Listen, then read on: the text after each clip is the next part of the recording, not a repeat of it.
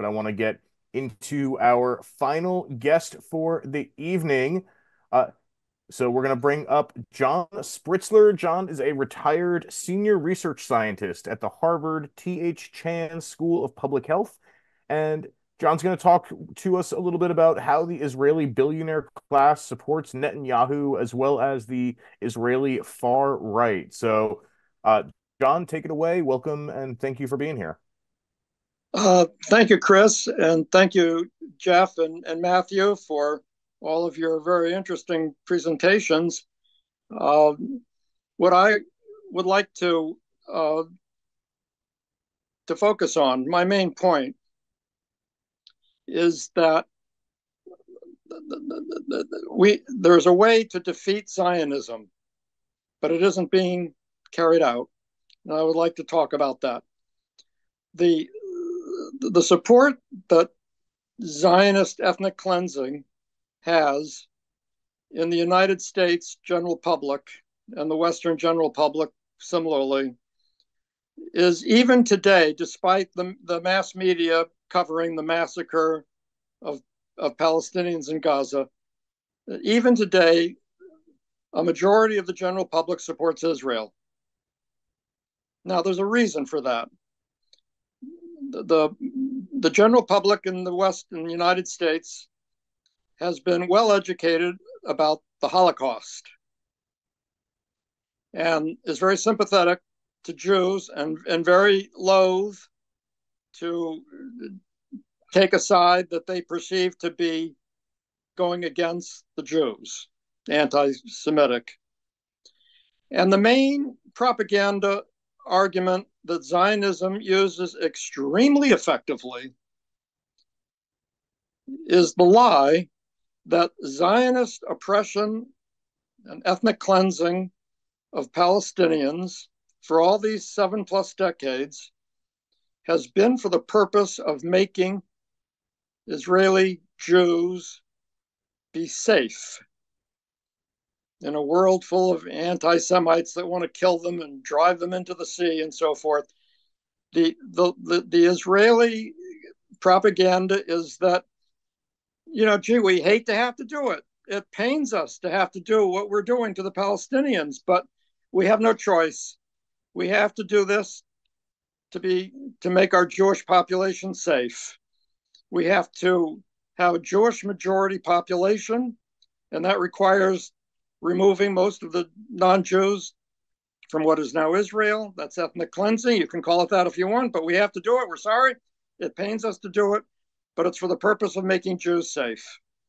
And the anti-Zionism movement, unfortunately, and this saddens me, does not challenge that Israeli lie. Instead, they simply talk about how evil and cruel and immoral the Zionist ethnic cleansing is. They never challenge the Zionist claim that its purpose is to make Israeli Jews safe.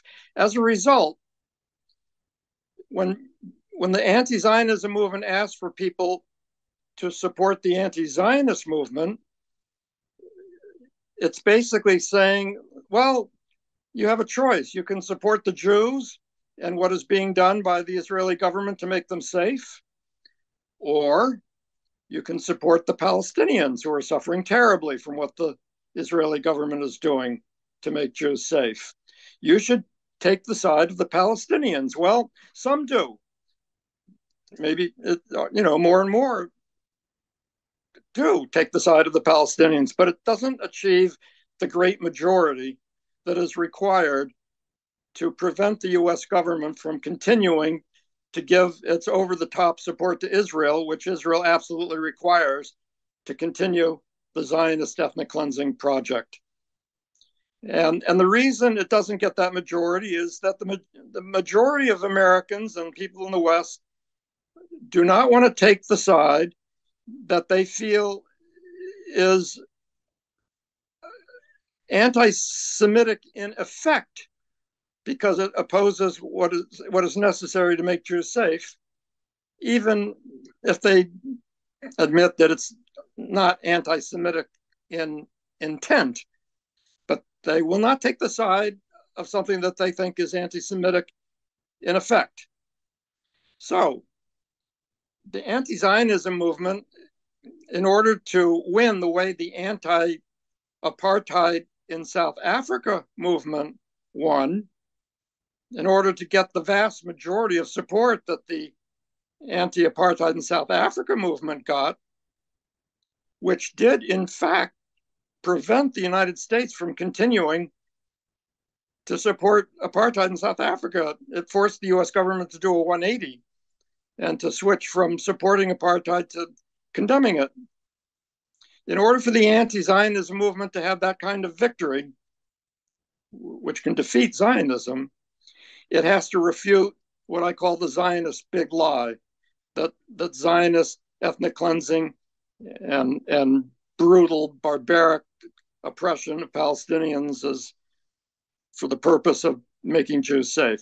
So now let me give the argument, which most people never hear. And let me point out, by the way, that when passionately pro-Israel Americans, in my personal experience, who were decent people, working class people, but passionately pro-Israel, when they hear this argument, they have done a 180. And they have ended up agreeing with me that Zionism needs to be opposed. I want you to keep that in mind. So let me make the argument. Let me first say I'm going to show that Zionism is an attack not just on the Palestinians, which is obvious, but on the entire working class of the world, including the Jewish Israeli working class and the American working class and elsewhere. So to help you maybe understand this, I hope you'll bear with me. I'd like you to consider the effect that 9/11 had. And I'm going to talk about my personal experience and also the general world experience. In my personal experience, I'm an American. I live in Massachusetts and Boston. In the months leading up to 2001,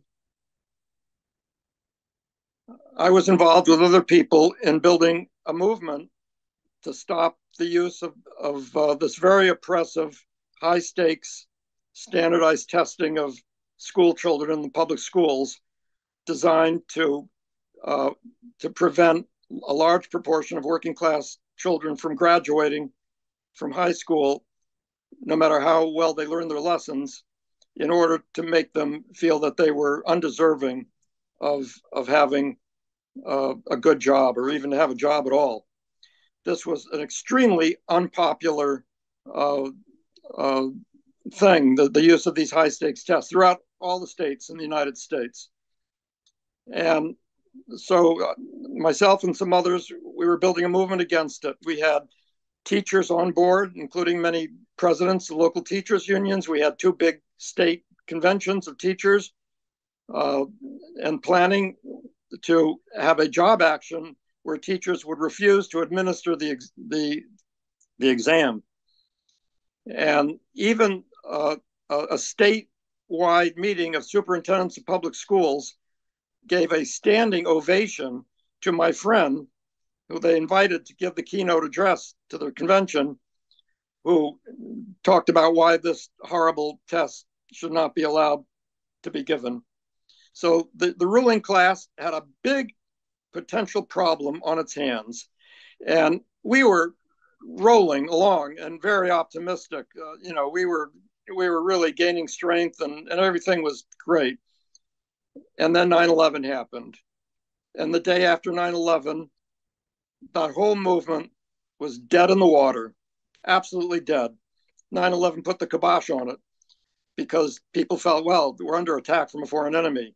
This is no time to be, going against our government that's protecting us from these horrible Muslim terrorists. And that was the end.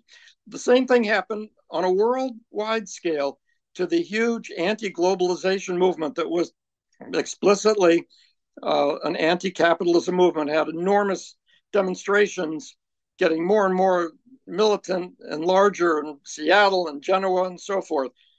Day after 9/11, it was dead. Now, what made 9/11 kill the movement was that it had a very credible, frightening boogeyman enemy, Muslim terrorists. And how did that boogeyman enemy get created? In large measure, it got created by Zionist ethnic cleansing of Palestinians, which has been designed to be maximally oppressive, to make Palestinians maximally furious at Israel and the United States for backing Israel, to make Palestinians carry out occasional acts of violence against the Israelis who are attacking them and impressing them, like the intifadas. That created the whole notion of the Muslim terrorist boogeyman enemy, and all the Muslims and Arabs who supported the Palestinians were included in that larger boogeyman enemy. Very credible and very effective in stopping in stopping pro-working class movements like the one I was involved in against this horrible high-stakes testing and the anti-globalization movement. So I want to make the point that the Zionist oppression of Palestinians is not only an attack on the Palestinians, who are the most obvious victims, of course.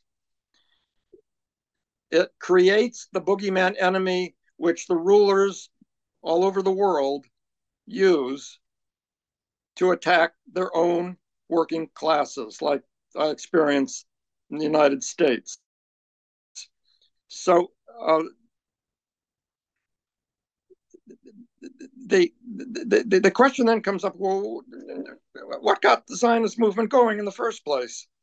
And the standard idea is that, oh, well, they're just ordinary Jews. They were, fleeing from oppression in Europe after the Holocaust, and so they all wanted a state of their own, where they could be safe. Well, that's just not true. First of all, the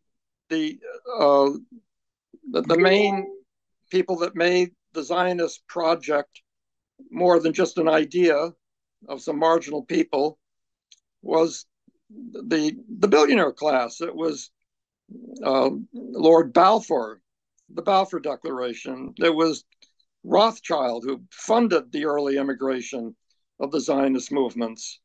When it came time for the UN partition in 1948, it was Nelson Rockefeller who used his strong arm control over a lot of Latin American governments to force them to reverse their initial opposition to it and to vote in favor of it.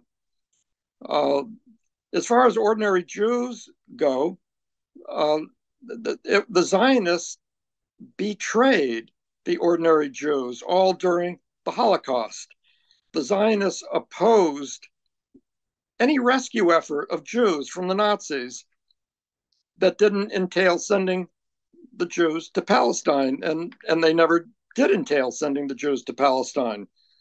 The Rabbi Schoenfeld in England in the Times of London, 1961, published a long letter explaining how he and others in England had a bill that was gaining lots of support in British Parliament to make the entire British Commonwealth a haven for Jews fleeing from the Nazis. And it was about to pass. And as he explains, it did not pass. And the reason it did not pass is because the Zionist leadership in Great Britain came out and opposed the bill because it did not entail sending the Jews to Palestine, which the British could not do during the war. It was impossible. And that killed it. That killed this bill to give Commonwealth countries to make them all a safe haven for Jews during the Holocaust. there was the case of Rudolf Kastner, a top Zionist leader in Israel, who was accused by a Jewish man, a nobody, of having made a deal with the Nazis during the war in exchange for the Nazis giving him 1,600 handpicked Jews, friends and family and so forth, that he picked who would be allowed to go to Palestine. He helped the Nazis persuade 500,000 Hungarian and Transylvanian Jews that the Nazis trains that they were putting them on were taking them just to be resettled with housing elsewhere, when in fact, as Kastner knew, they were being taken to be killed in the concentration camps. Kastner made a deal to deceive 500,000 Jews to their death to get 1,600 Jews to Palestine, intellectuals and handpicked type people. And in his he was accused of this, and so he brought a libel charge against the accuser.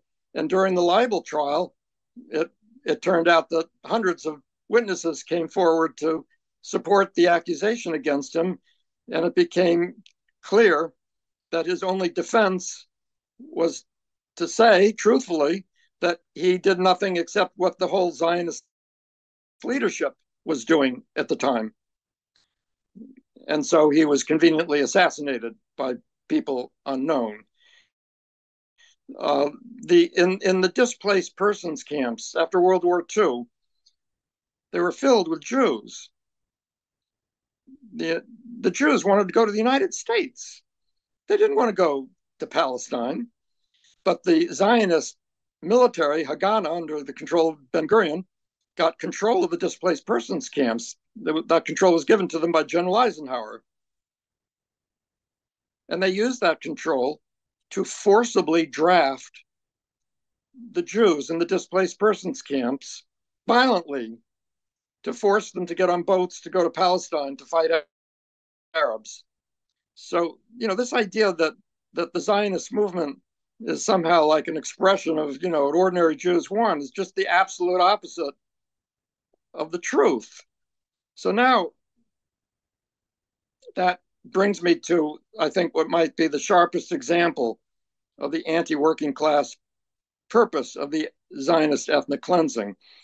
In 2011, in Israel, first of all, let me say that at that time, and still, Israel's ruled by a billionaire ruling class, just like the United States is.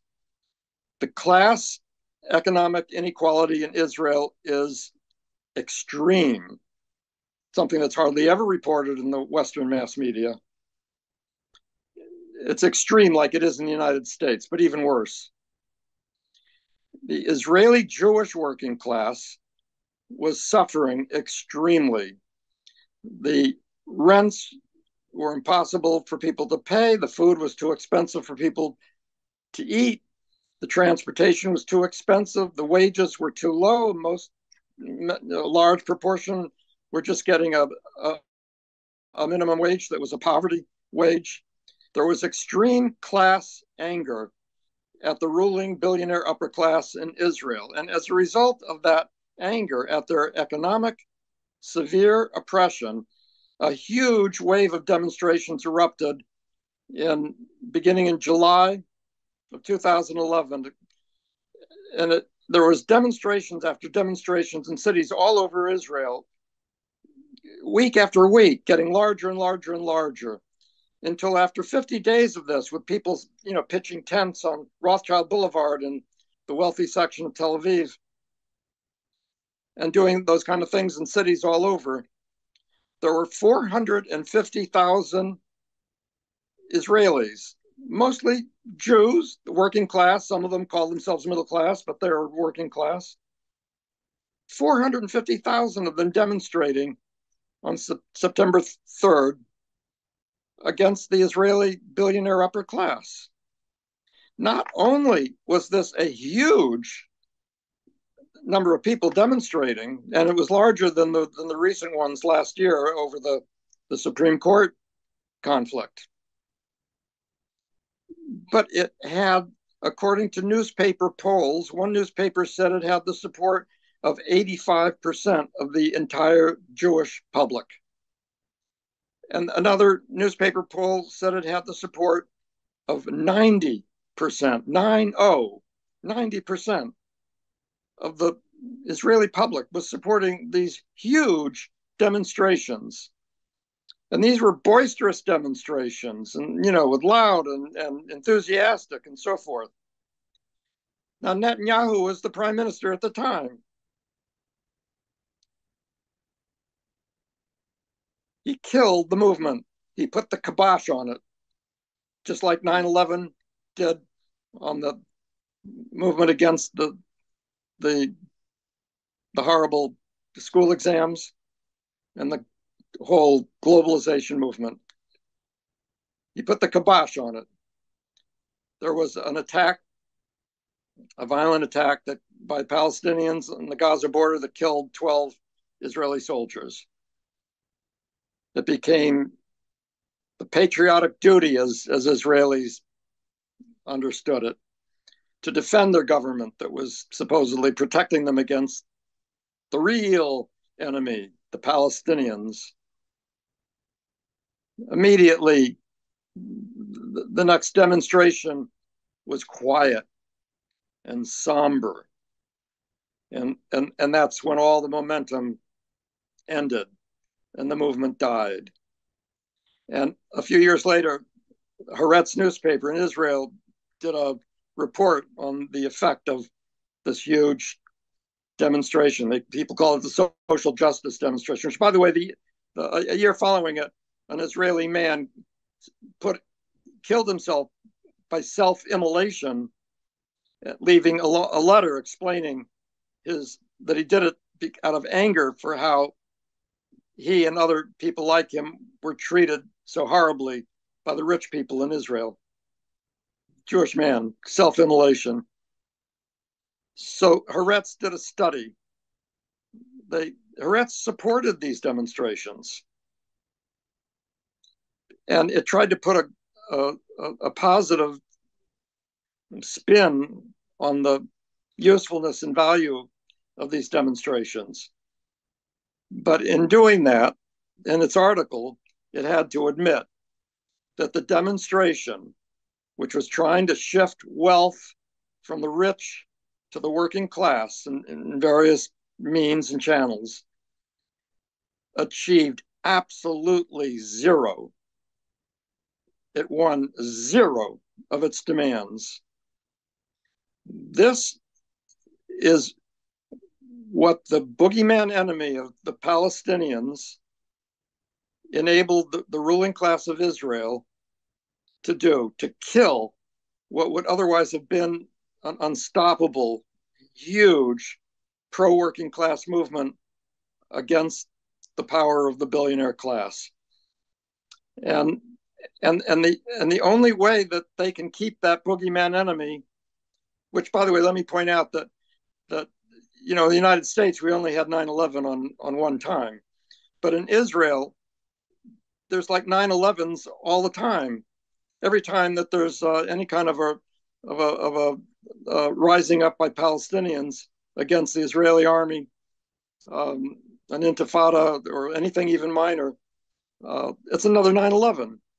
It's another way that the Israeli billionaire class persuades the Israelis not to seriously try to challenge the power of that billionaire class, because they would be going against their so-called protectors, against the real enemy.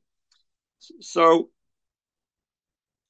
the purpose of the ethnic cleansing and the horrible occupation and the brutal barbaric occupation and the home demolitions of Palestinians inside Israel and all that cruelty, the purpose of it is to maximize the anger.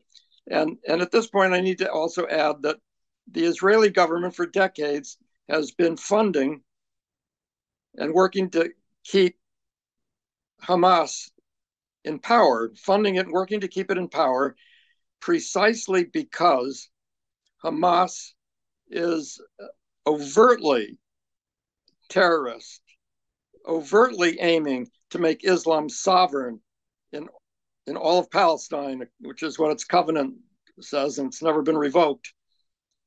And it overtly uses violence to kill ordinary non-combatant Israeli civilians, starting with the suicide bombings and then the rockets aimed at civilians in towns in Israel, and then October 7th, of course. This is why the Israeli government has funded Hamas and worked to keep it in power. And it needed Hamas because the PLO was not sufficiently frightening at all. The PLO initially, its aim was to make all of Palestine a single, secular, democratic state in which Jews and non-Jews would be equal under the law. Well, that's not exactly frightening to working class Jews, many of whom would probably say that sounds like a good idea. Hamas, on the other hand, making all Jews second-class citizens by making Islam sovereign throughout all of Palestine, killing Israeli Jews just because they're Israeli Jews, that makes the Palestine boogeyman enemy maximally frightening.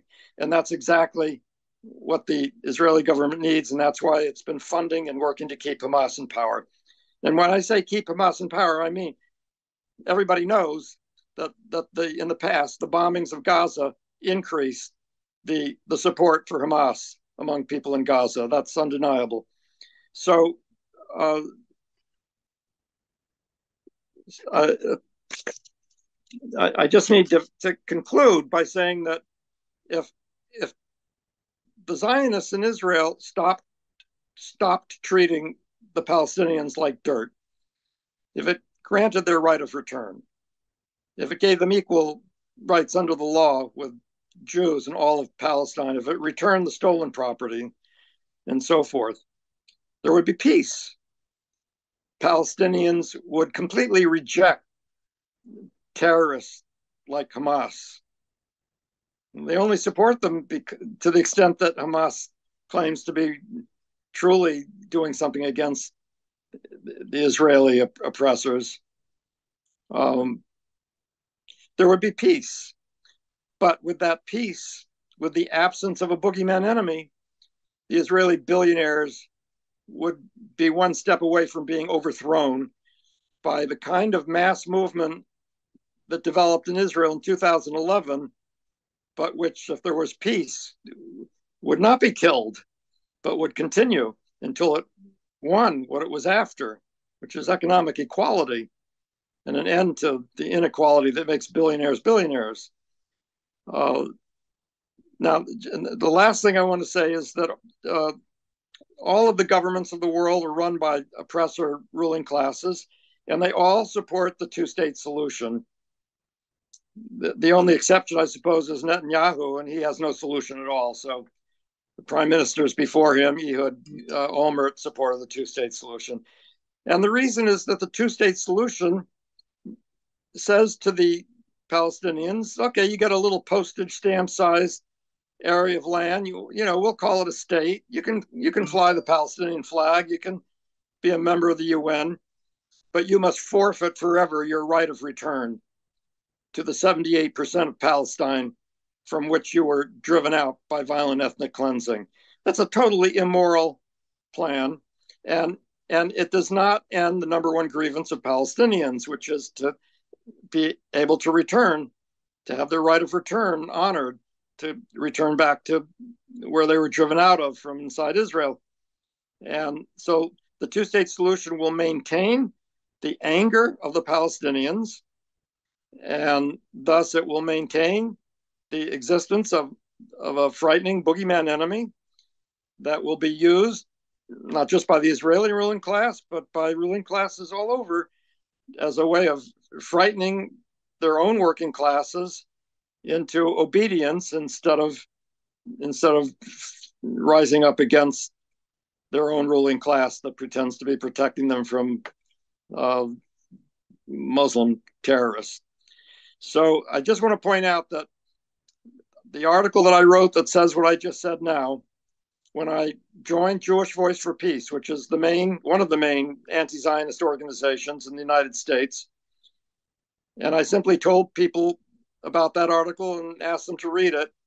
The local and the national leadership of Jewish Voice for Peace expelled me, said that my views are racist against Palestinians because I'm expressing some sympathy for the Jewish working class. They expelled me. And we have a big problem. I said, Houston, we got a problem. And that's that the anti-Zionist movement is not explaining to the general public that supporting Zionism is attacking ordinary Israeli Jews. Opposing Zionism is taking the side of ordinary Israeli Jews. If we did that in a big way, we would be able to do what the movement against South African apartheid did, which is win the vast majority of the American public to our side and force the US government to have to do a 180 and stop supporting Israel. And that would put the kibosh on Israeli Zionism. Thank you very much. All right. Thank you, John. Really appreciate what you brought to us here tonight. So I do want to say we have gone a little late. I think there were some really interesting questions, but there will be more of these webinars. We will have more of these. We'll have more opportunities for folks to come together. I do want to thank our three guests tonight, Matthew Ho, Jeff Halper, and John Spritzler. Really appreciate all of you taking the time to be on this, to share your insights, your experiences, and everything you have with us. We really appreciate everything that you have done in terms of, this webinar tonight. If you're still watching, we are going to have to end, but I do want to ask folks, if you are watching and if you appreciated this webinar, please go to covertactionmagazine.com/donate and help us out so we can put on more of these events. We can continue publishing our website every weekday, 5 days a week, and continue to bring more. So again, thank you everyone. This will be available on YouTube and linked from our website so you can share it with others when the recording is over. Have a great evening.